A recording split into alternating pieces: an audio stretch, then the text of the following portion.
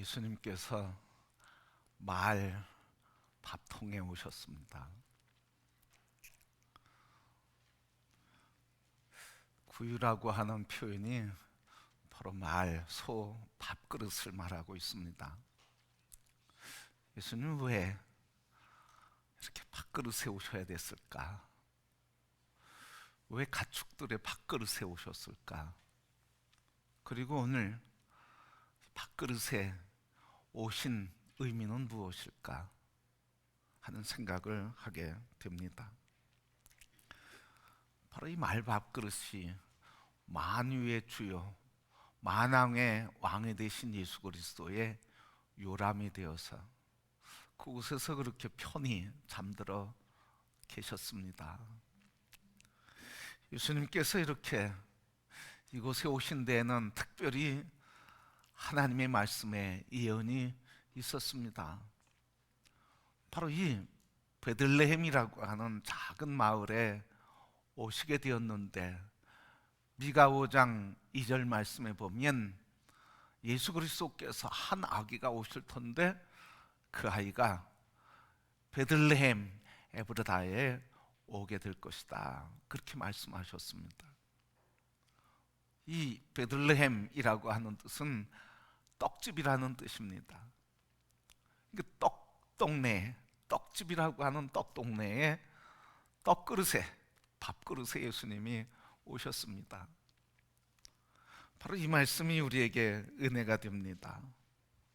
천사들이 이야기하는 게 오늘 7절 12절 말씀인데, 너희가 가서 강보에 쌓여 구유에 누인 아기를 보리니 이것이 너희에게 표적이니라. 떡그릇에 누워있는 아기가 표적이래요. 그냥 예수님이 오셨고 구세주가 오셨다고 하는 표적이기도 하겠죠. 근데 이 표적이라고 하는 의미에는 더 큰 의미가 있다 생각을 합니다. 그것은 바로 예수님이 떡그릇에 오셨는데, 이 밥그릇에 오셨는데 예수님 자신이 뭐라고 하시냐면 나는 생명의 떡이다. 나를 먹으라. 나는 생명의 떡이라고 그렇게 말씀하셨어요. 요한복음 6장 35절 말씀 보니까 예수께서 이르시되 나는 생명의 떡이니 내게 오는 자는 결코 줄이지 아니할 터이요 나를 믿는 자는 영원히 목마르지 아니하리라.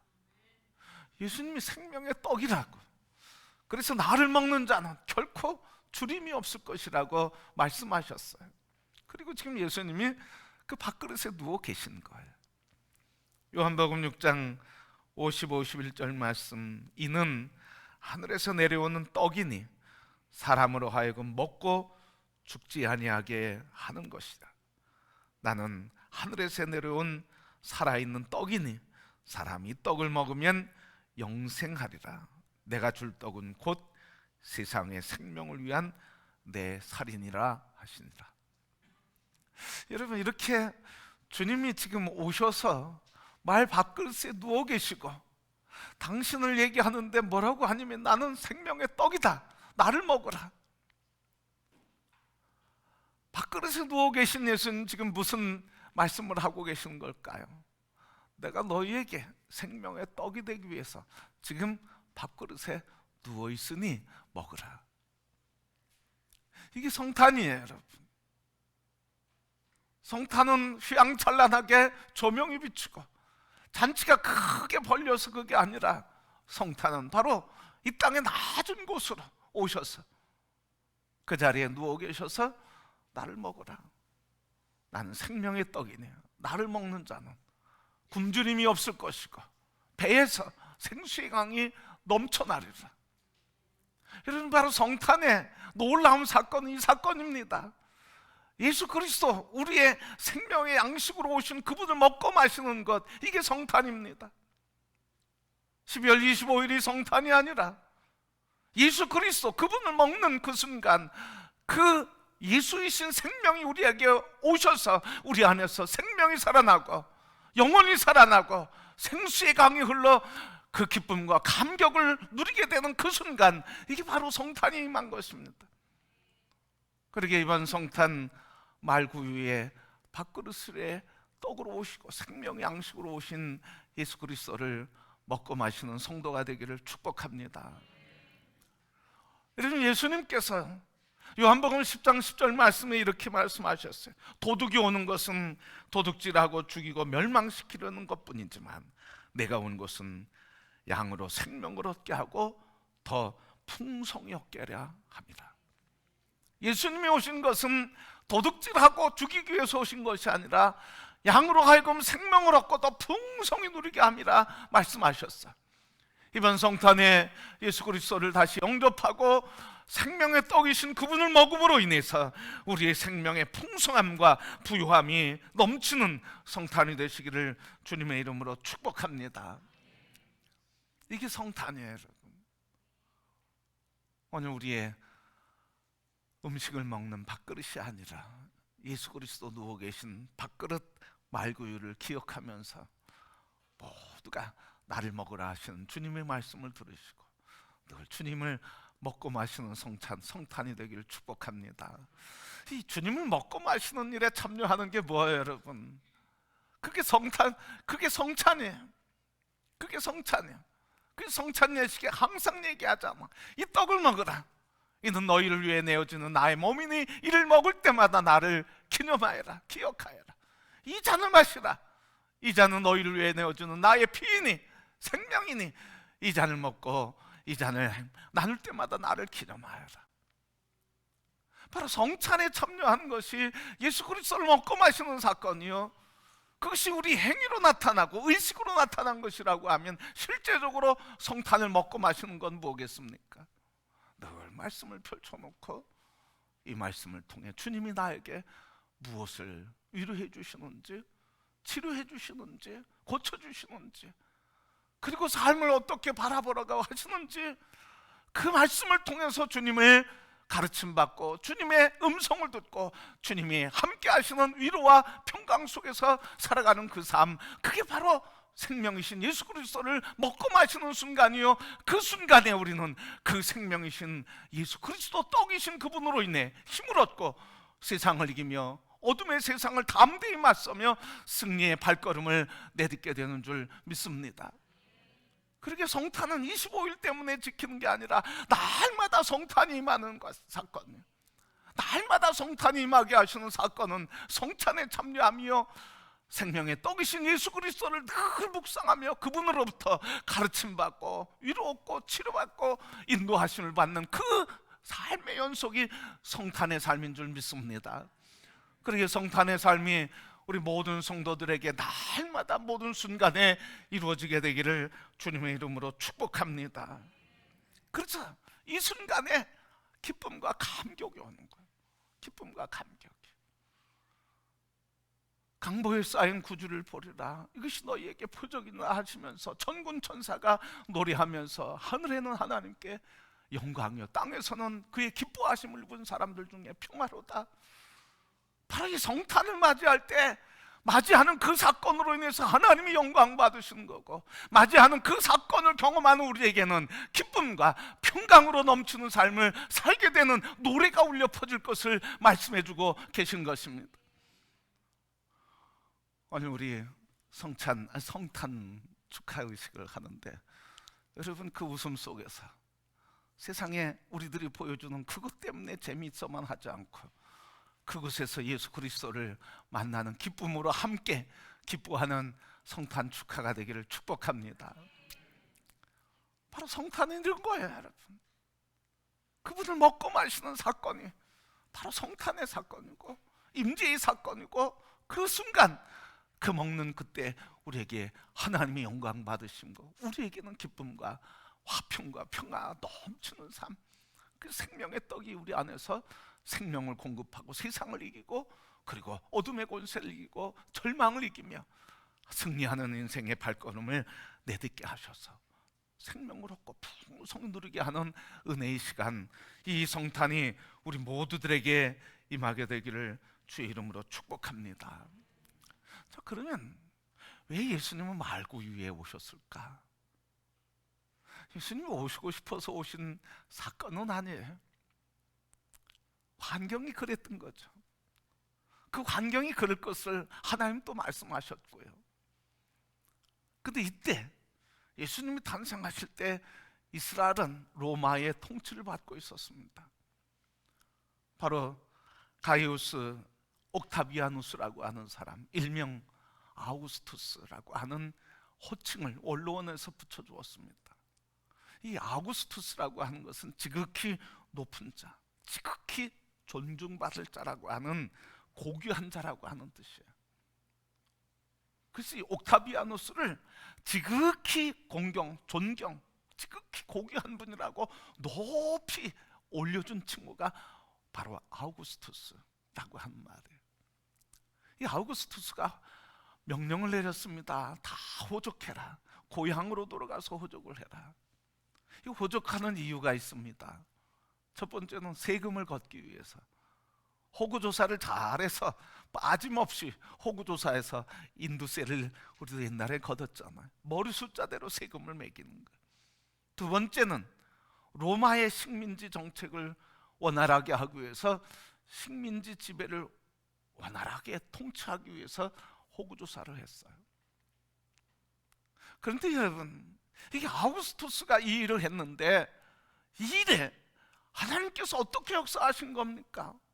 이것 때문에 고향 베들레헴에 갔는데 거할 집이 없는 거예요. 고향 사람들이 다 왔는데 예수님의 어머니 마리아와 요셉 아버지 요셉과 마리아가 왔는데 머무를 집이 없는 거야.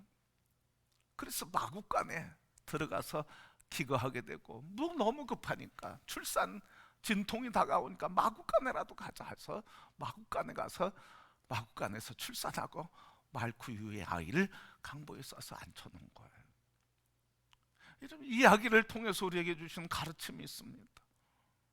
아우구스투스가 세상의 왕이라고 하면 만왕의 왕, 세상의 역사를 통해서 하나님의 역사를 이루는 위대한 역사를 하나님 이루신다는 거예요. 이 세상의 역사를 통해서 세상이 주관하는 것 같고, 세상 사람들이 움직이는 것 같고, 세상 왕이 다스리는 것 같지만, 그러나 세상 왕의 다스림 속에서도 하나님은 만군의 하나님이요 온 우주의 통치자로 하나님의 구원의 위대한 역사를 이루어가고 계신다는 거예요. 그리고 오늘 우리의 삶, 다른 사람, 나와 관계없는 사람이 이끌어가고, 관계없는 사람 때문에 내 인생이 힘든 것 같고, 이 역사 통치하는 것과 나와 관계없는 것 같아 보여도 하나님은 이 역사를 통해 구원의 역사를 이루어가고 계신 것을 바라보시길 축복합니다.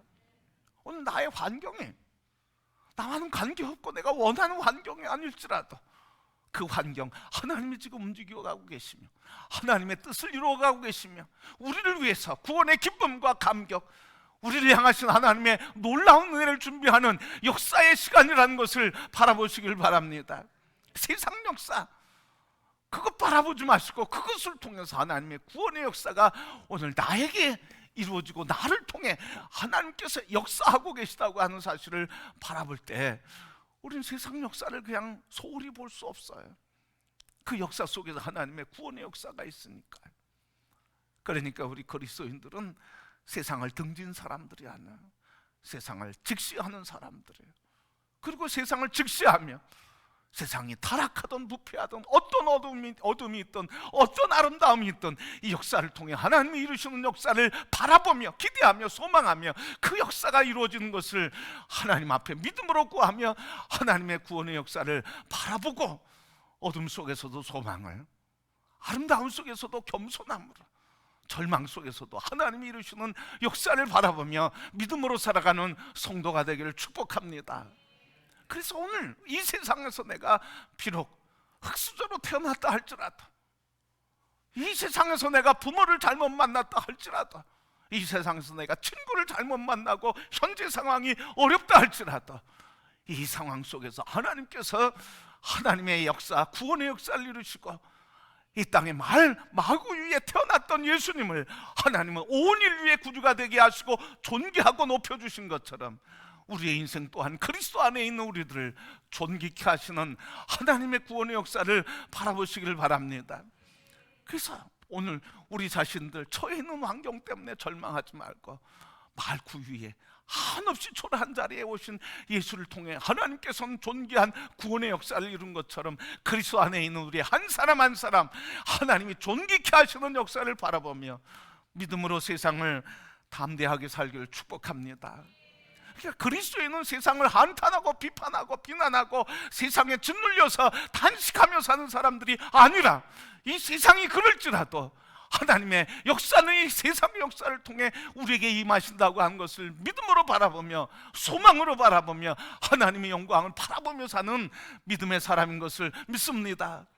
그러게 여러분, 세상 아무리 절망스러워도 절망의 영에 붙들리지 않고 구원의 신 예수 그리스도 성탄이신 주님을 붙들고 담대하게 승리의 여정을 살아가는 성도들이 되기를 축복합니다.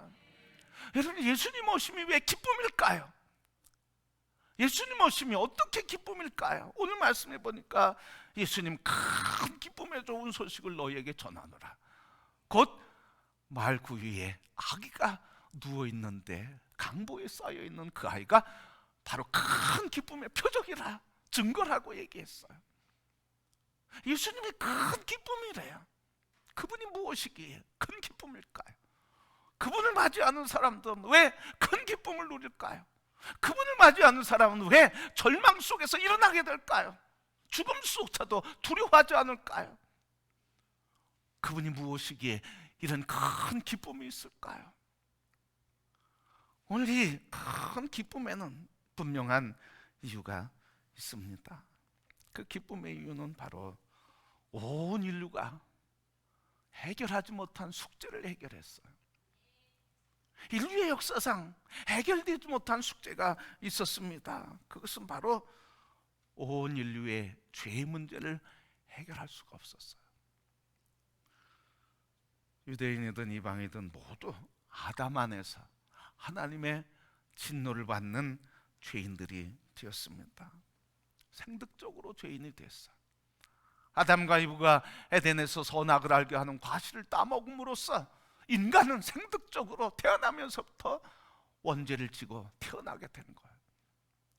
그러니까 태어나는 사람은 다 죄 속에 사는데 이 문제를 해결할 수 없었단 말이죠. 그래서 이 문제를 해결하기 위해서 많은 사람들이 애씁니다. 뭐 교육을 받고 재산을 모으고 성공하고 명예를 얻고 어떤 종교를 가지면 해방되겠지. 그래서 많은 종교를 갖지만 해방되지 못했습니다. 그래서 인류의 숙제, 이 죄의 짐으로부터 어떻게 탈출할 수 있을까? 인류의 고통은, 인류의 문제는, 인간의 문제는 다 이 죄의 문제로부터 온 거예요. 뭐 사람이 선하게 살아야지, 이제부터 그렇게 살지 말아야지 100번 결단해도 아무 소용이 없습니다. 왜? 죄의 결과 때문에 악의 모습이 나오는 거예요. 악이 나오는 겁니다. 부부가 살면서 잘해봅시다, 잘해봅시다. 여러분 다 경험하셨죠? 이제부터는 서로 잘해봅시다. 몇 번 결단하셨나요? 이 죄의 문제를 해결하지 않고는 잘해보겠다고 하는 결단이 아무 소용이 없어요. 죄의 문제로 인해서 관계에 갈등이 없고 이기심과 양망에 붙들리게 되고 욕망에 붙들리고 이 이기심 때문에, 죄성 때문에 어둠의 권세가 그 죄성을 통해 역사하고 마귀가 역사하고 분열의 영이 역사하고 저주의 영이 역사하고 시기와 질투의 영이 역사한단 말이죠. 그래서 자기 중심으로 세계가 진행돼야 한다고 하는 이런 이기적인 욕망과 이기심이 꽉 붙들어 있어요. 그래서 이 죄의 문제를 해결하지 못했는데 예수님께서 죄의 문제를 해결하시는 거예요. 십자가 위에서. 그래서 예수, 십자가 계신 예수 그리스도, 그분이 나의 모든 죄를 다 짊어지신 그분을 십자가에서 달려 죽으신 그분을 믿고 믿음으로 영접하고 그 말씀에 아멘하며 순종할 때, 그때 우리에게는 죄로부터 구원의 감격을 누려요. 예수 믿는 기쁨과 감격이 바로 여기서 오는 거예요, 여러분. 여기서 오는 거예요. 십자가에서 죄의 문제를 해결할 때, 무거운 짐으로부터 해방할 때, 그때 해방이, 그때 구원의 감격이 우리에게 오는 거예요. 그래서 이 십자가에서 나의 죄를 다 용서해 주셨다고 하는 것이 믿어질 때, 그때 내 영혼이 깃털과 같이 가벼워지고 자유하게 되고 감격이 넘치고 환경에 관계없이 미소와 기쁨과 감격이 넘치고 감사가 넘치는 거예요. 그런데 이 십자가, 죄의 문제를 해결하지 못한 사람의 감사는 다 뭐예요? 조건 감사예요. 조건 감사. 나에게 잘해줬기 때문에, 뭐가 잘 됐기 때문에 조건 감사예요. 그런데 십자가에서 죄의 문제를 해결받은 사람은 조건 감사가 아니야. 그냥 감사해요. 그냥 감사해요. 원수도 감사해요. 자기를 죽이는 자도 감사해요. 왜? 죽어도 살아나니까. 여러분, 이 기쁨, 성탄의 기쁨, 큰 기쁨, 죄의 문제를 해결하심으로 우리에게 주신 이 기쁨이 우리에게 넘치게 되기를 축복합니다. 그분을 맞이하는 순간 이 자유가 있어요. 기쁨이 있어요. 이번 성탄에는 무엇보다도 이 예수 그리스도 큰 기쁨이요, 구원이신 예수 그리스도를 영접함으로 죄의 짐에서 다 자유한 주의 백성들이 되기를 주님의 이름으로 축복합니다. 두 번째, 인류가 해결하지 못한 문제가 있어요. 무슨 문제입니까? 죽음의 문제예요. 죽음으로부터 예외된 사람은 한 사람도 없어요. 있다고 하면 한 사람, 예수님만이에요. 예수님은 죽었다? 끝이 아니라 살아나셨어요. 사신 몸으로 하늘에 올라가셨어요. 그러니까 죽음을 이기신 분은 예수 그리스도 한 분이에요. 모든 인류가 다 이 죄의 문제 앞에서 다 넘어지고 끝나는 거예요. 그런데 예수 그리스도만 죄의 문제를, 죽음의 문제를 해결하셨어요.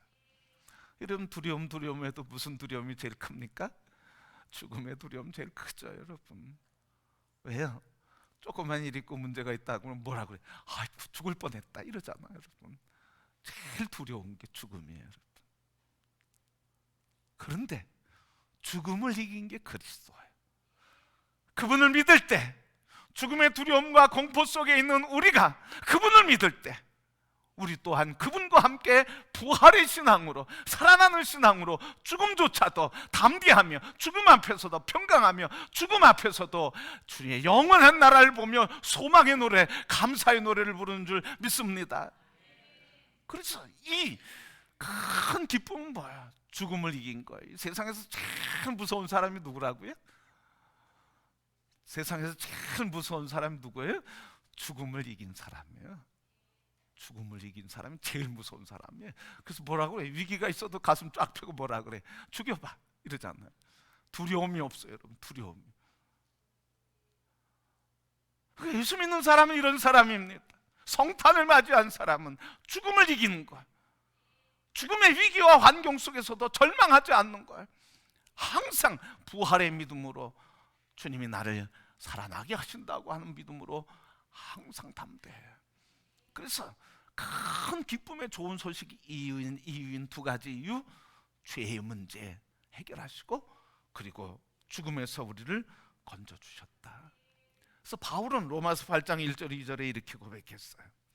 그러므로 이제 그리스도 예수 안에 있는 자에게는 결코 정죄함이 없나니, 이는 그리스도 예수 안에 있는 생명의 성령의 법이 죄와 사망의 법에서 너를 해방하였다. 죄와 사망의 법에서 생명과 성령의 법이신 예수 그리스도께서 구원하셨다. 예수 그리스도를 믿는 모든 이들에게는 죄와 사망의 법에서 해방된 것을 믿으시길 바랍니다. 담대하게 세상을 바라보며 어둠이 우리를 공격한다 할지라도 우리는 빛이신 예수 그리스도 안에서 빛 가운데 걷는 확신을 가지고 세상을 사는 성도들이 되기를 축복합니다. 그래서 이 성탄의 큰 기쁨은 말구 위에 계신 누구를 먹음으로써, 떡이신 예수 그리스도를 먹음으로써 우리가 생명을 얻고 생명의 기쁨과 감격 속에 하나님 앞에 믿음으로 살아가며, 그 생명의 떡을 먹을 때 구원의 기쁨과 감격, 죄와 사망의 권세를 이기는 승리의 확신 가운데 살아가게 되며, 그 생명의 떡인 그 말씀이 우리 안에 살아 역사하며, 그 말씀이 우리의 생각을, 우리의 삶의 힘과 능력을, 우리의 삶의 지혜와 역사를 허락해 주셔서 세상을 이기는 승리자가 되는 줄 믿습니다. 이 믿음이 로마에 박혀서도 로마를 넘어뜨리는 능력이 됐습니다. 이 믿음이 악한 권세를 가진 세상의 왕의 탄압 속에서도 세상을 바꿔가는 구원의 역사를 이루었습니다.